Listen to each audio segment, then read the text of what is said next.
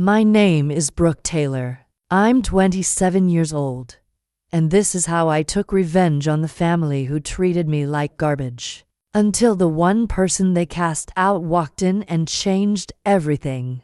I wasn't even going to tell this story. For years, I kept it buried because pretending everything was fine was easier than admitting the truth. But some nights, like tonight, when the city lights flicker through my apartment window and the silence feels too loud, I find myself thinking about that night, the night everything shifted. It was my 27th birthday. My parents threw this big, picture-perfect gathering at their house in the suburbs. The kind of party where the house looks like a catalog spread and the smiles feel rehearsed. Family everywhere, fake congratulations. People comparing vacations and salaries like it was a competition. That was my family, where appearances mattered more than people. But for some reason, I went in hopeful. I thought, maybe this year would be different. Maybe someone would ask how I was doing. Maybe my parents would notice me, not just as an accessory to Paige's flawless life, but as their daughter, Paige. My younger sister. Everything I wasn't. Perfect job. Perfect fiancé. Perfect smile that could cut glass. She was the favorite. Always had been. And no one in our family made a secret of it. I remember walking into that house carrying this small, carefully wrapped box. It wasn't fancy or expensive, but it meant something. I'd spent months searching for it. Working extra hours just to afford it. It was an antique locket, almost identical to the one our late grandmother used to wear. My mom used to tell me how she'd sneak into grandma's room to try it on as a little girl. I thought, I don't know, maybe it would remind her that I listened, that I cared. The party went on around me like I wasn't there. I stood by the drinks table while people gossiped about promotions and weddings, not one person asking me a single question.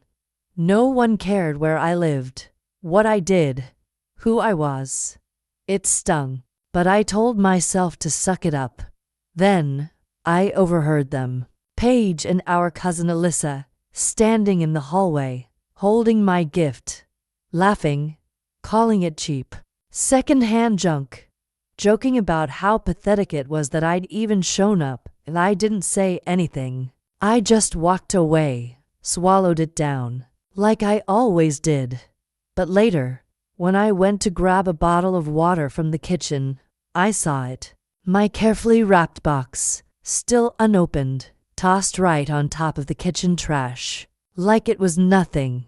Something cracked inside me in that moment. Not just from that night, but from years of being dismissed, humiliated, treated like background noise in my own family. And that was the night everything started unraveling. Because what none of them knew, what not even I knew, was that someone they thought was gone forever was about to walk back into my life. And when he did, he brought with him a truth that would burn their perfect little world to the ground. I guess to really understand why that night broke me, you'd have to understand the family I come from. On the outside, we were the picture of upper middle class perfection. Big white house with perfectly trimmed hedges. Family portraits taken every Christmas. Holiday newsletters bragging about promotions and weddings and lake house renovations. My parents, Richard and Linda Taylor, built their whole identity around looking like the perfect American family. But behind closed doors, it wasn't about love. It was about appearances, about control, about who could measure up and who couldn't. I was always the odd one out, quieter, sensitive, the kid who liked to read too much, who cried during sad commercials, who didn't give a damn about being a cheerleader or homecoming queen. My little sister Paige was the star, blonde, brilliant, and born knowing exactly how to play the game. She was 2 years younger than me, but felt like a lifetime ahead. Everything she touched turned to gold. Straight A's, prom queen, perfect boyfriend. My dad would beam at her, like she hung the damn moon. Me? I was told to find a nice, stable admin job and stop being so emotional. That was Richard's favorite line, as if feeling too deeply was a flaw that needed fixing. The one person who ever made me feel like I wasn't defective was my Uncle Evan, my dad's younger brother. He wasn't like them. Evan ran a custom car shop on the edge of town, rode a motorcycle, wore beat-up leather jackets, and told stories that made my mom clutch her pearls. He showed up late to every holiday dinner, usually with some outrageous gift or a wild story about getting lost on the way. And for some reason, he saw me, listened to me. When I was a kid, he'd sneak me out for ice cream and let me pick the music in his car. He was chaos in human form, and I loved him for it. But when I was 17, it all fell apart. There was this huge blow-up between Evan and my dad. Something about the company, money, ownership. I was too young to really grasp the details. But it was bad. Evan stormed out one night after a screaming match with Richard and never came back. Mom made it clear we weren't supposed to mention him after that. It was like he died, only worse, because we weren't allowed to grieve him. I tried to hold on to him in little ways. Evan and I kept in touch for a while through letters. He'd send postcards from whatever town he was in, with scribbled notes about bands he thought I'd like or cars he was working on. But over time, those stopped too. Life got heavy, and I guess he figured I didn't need him anymore. He was wrong. In my early 20s, I tried to make peace with my place in the family. I got a job at a small marketing firm, rented a modest apartment across town. I showed up to the necessary holidays, brought whatever store-bought dish Mom assigned me, and pretended not to notice how they talked about me like I wasn't even in the room. I kept thinking, maybe one day, I'll land the right job, wear the right clothes, date the right guy, and they'll finally see me. And then came the birthday party. The party where I worked extra shifts to buy my mom that locket because it reminded me of Grandma. The one where I stood in a room full of people who shared my blood and felt like a stranger. The one where I overheard my sister and cousin Alyssa mocking me, like a couple of middle school bullies. Paige, who still somehow managed to be both flawless and cruel. Alyssa, her loyal shadow, always ready to back her up with a petty jab or smug eye roll. And after all that, when I saw that small, hand-wrapped box in the kitchen trash, God, it did something to me. I remember sitting in my car afterward, gripping the steering wheel so hard my knuckles went white, staring at that house in my rearview mirror, the place where I spent my whole life begging to be noticed. And I swear, in that moment, I didn't know what hurt worse, that they threw it away, or that I let them. The next morning, I woke up in my apartment with that heavy, sour ache in my chest, the kind you get when the world's reminded you, in no uncertain terms, that you don't belong. My phone buzzed before I even made it to the kitchen, and for a second, I stupidly thought, maybe it was someone apologizing. Maybe my mom, maybe Paige. Wishful thinking. It was Aunt Karen. She started with that sugary sweet voice she used when pretending to care. "Hi honey, just wanted to check on you. You seemed a little off last night." I muttered something polite, already bracing for whatever was coming next. And right on cue, she delivered it. We worry about you, Brooke. You're not doing much with your life, are you?"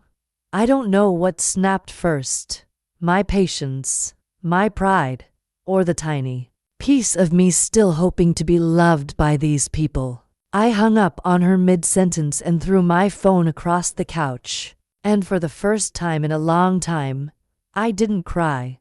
I just felt this strange, electric numbness, like something in me was cracking open.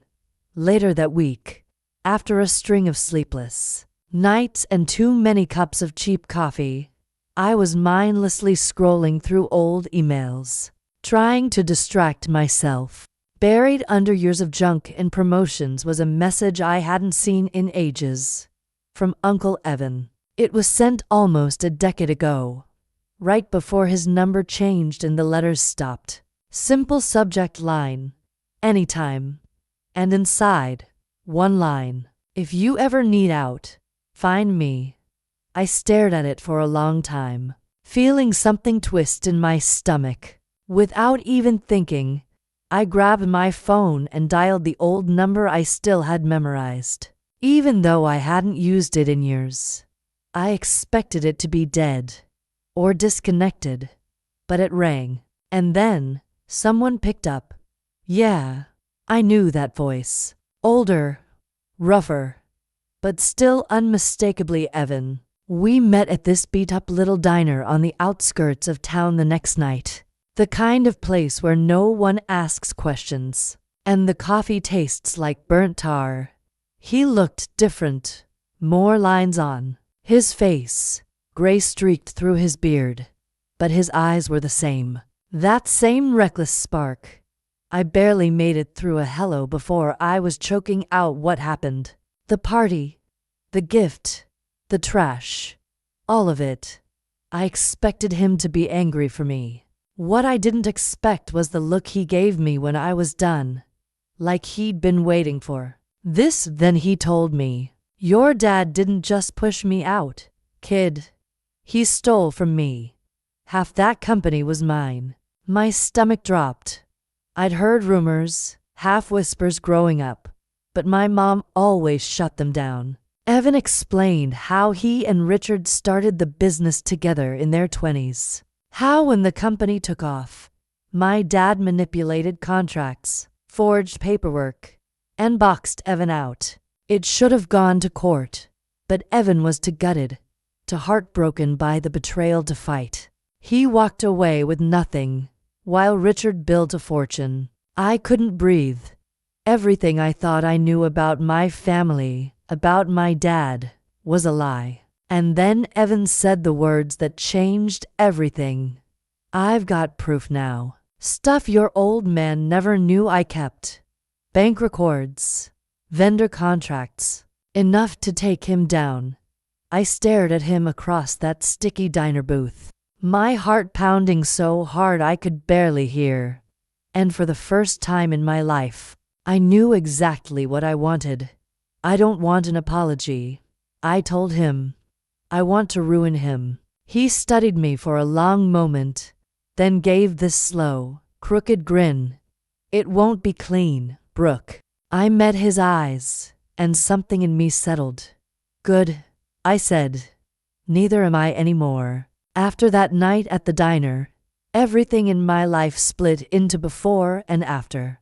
Before, I was the quiet one, the overlooked one. After, I wasn't sure what I was yet, but I knew I wasn't going to be invisible anymore. Evan didn't waste time. 2 days later, he introduced me to Maya Carter, a corporate investigator with sharp eyes and sharper instincts. She was the kind of woman you didn't lie to twice. The moment I sat across from her, I could feel her sizing me up, figuring out if I had what it took to go through with this. I think she must have seen whatever spark Evan saw, because she nodded once and got to work. We started digging into my father's company accounts. Maya had ways of getting into records I didn't even know existed. Offshore payments, phantom vendors, tax write-offs for expenses that never happened. It didn't take long before we found patterns. Big ones. Money being funneled into fake vendor accounts with vague names like Prime Logistics Partners and Westfield Supply. And it wasn't just a little bookkeeping error. It was fraud. Large scale, deliberate, criminal fraud. While all this was happening, I still had to show up for family dinners, birthdays, holiday brunches, like everything was fine. Paige had just landed some high-profile client for the company, and she wouldn't shut up about it. Every conversation revolved around her. Paige's deal will be the biggest contract we've ever signed. Paige really saved the company this quarter. Isn't she incredible? And there I was, sitting at the end of the table like some afterthought.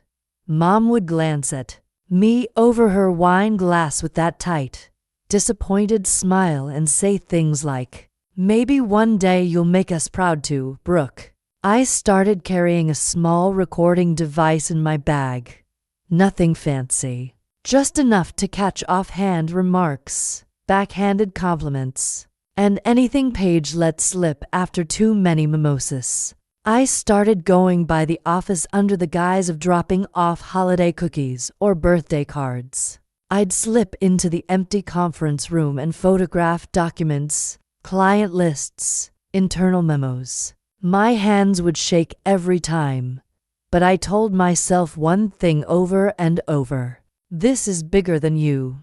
And still, part of me wrestled with it. The guilt, the fear. What if I was wrong? What if it all came back on me? But then someone would make a comment, or Paige would smirk at me across the dinner table, and the fear would turn into something sharper. One Sunday brunch, Paige pulled me aside, all fake sister sweetness, and asked me to co-sign a loan for some personal business venture she was passionate about, which, of course, meant a luxury athleisure line she wanted Dad to bankroll quietly. She assumed, as always, that I'd say yes, that I'd be too timid to refuse. But I looked her dead in the eye and told her no. Flat, simple, final. The look on her face was worth every miserable holiday I'd ever spent at that table. She didn't take it well in front of the whole family, she announced, loud enough for everyone to hear. I guess Brooke would rather keep being a sad little secretary than help her own sister chase a real career. Everyone laughed. My mother sighed like I was exhausting. My father didn't even glance up from his phone. Later that night, I found out Paige had accidentally sent one of my old, embarrassing college photos, one where I was passed out at a party, into a company-wide group chat. The caption read, "Guess we all have our roles." I should have cried. A year ago, I probably would have. Instead, I called Evan. "It's war now," I told him. And it was. The next time Maya and I combed through the accounts, something new jumped out. A shell vendor account that had been recently reactivated. Payments routed to a company called Windcrest Holdings. On paper, it looked clean, but the address was a fake. The business license expired, and when we traced the routing numbers, it circled back to a private account under my father's name. Even worse, the client Paige had just signed, the one she'd been bragging about for weeks, was processed through that shell company, which meant Paige had unknowingly facilitated another round of illegal transfers.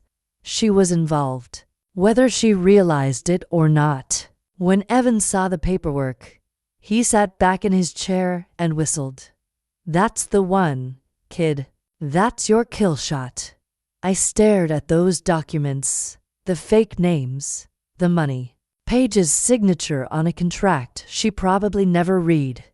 And in that moment, I realized this wasn't about a birthday gift. It wasn't about a locket in the trash or a brunch insult or a leaked photo.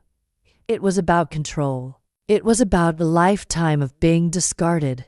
About them deciding I was too weak, too small, too forgettable to matter. And me believing it. I thought about every holiday where I sat quietly while they talked over me. Every time my mother told people, "Brooke just hasn't found her thing yet." Every time my father introduced me as the other one, and I felt something in me harden. They didn't throw my gift away. I whispered to myself, they've been throwing me away for years. Not anymore. We waited for the perfect moment. Evan was right. You don't strike when they expect it. You wait until they're comfortable, smug, surrounded by everything they think they built, believing they're untouchable. That moment came at the Taylor Logistics 30th anniversary gala, a black tie event at one of those glass-walled hotels downtown. All crystal chandeliers and over-polished speeches.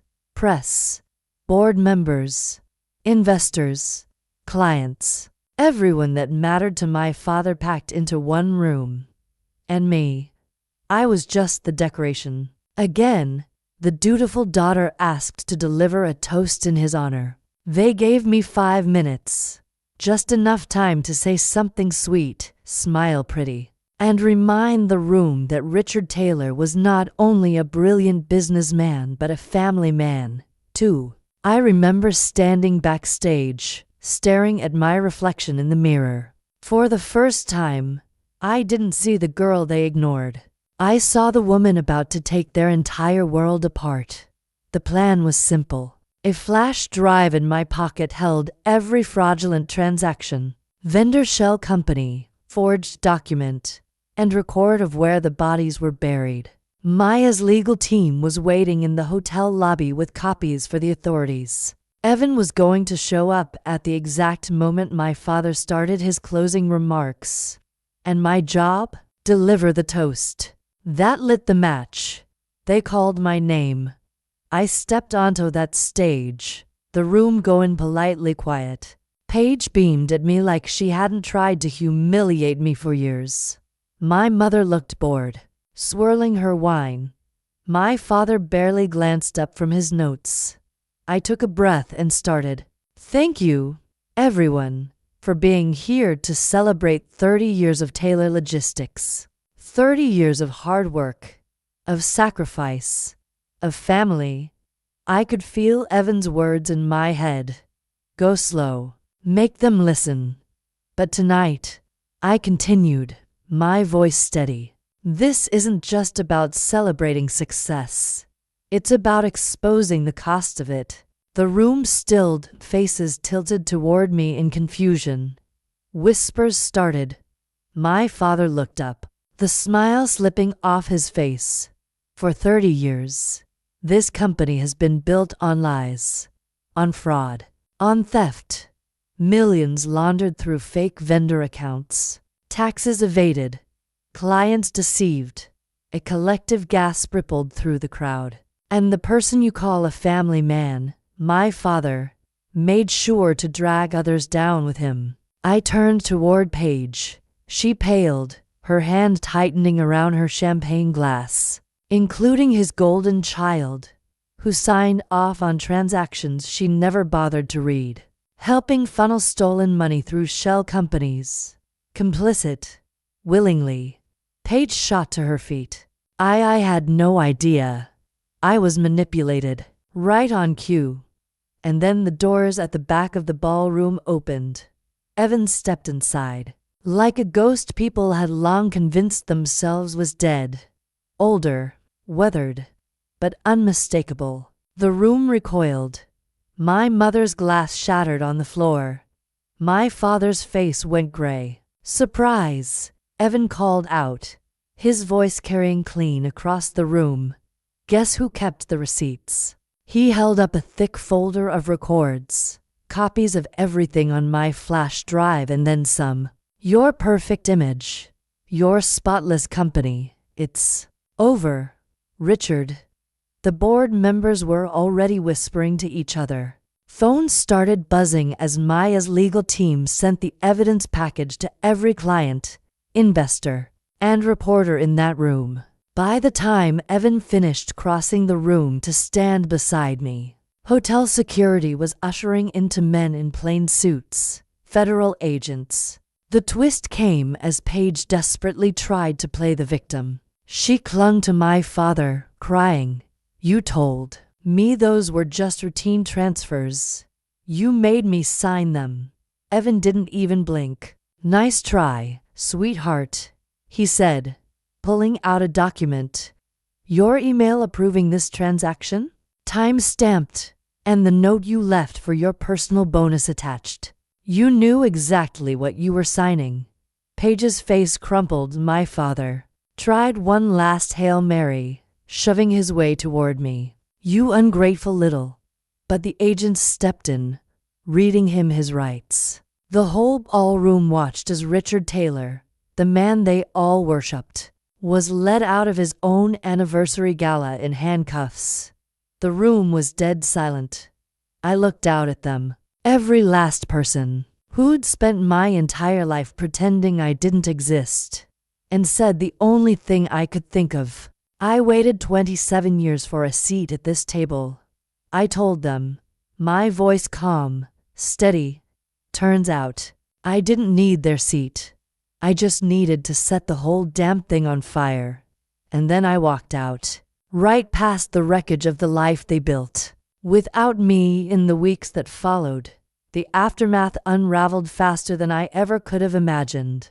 Richard was formally indicted on multiple counts of fraud, tax evasion, and embezzlement. The company, once the crown jewel of my family's name, went into immediate investigation. Clients pulled out. The board turned on itself. What my father built on lies crumbled in front of everyone he tried so hard to impress. Evan, with Maya's help, reclaimed his share of the business legally. After 3 decades, his name was back on paper where it always should have been. He offered me a partnership in the new venture he was planning, something honest, built from the ground up.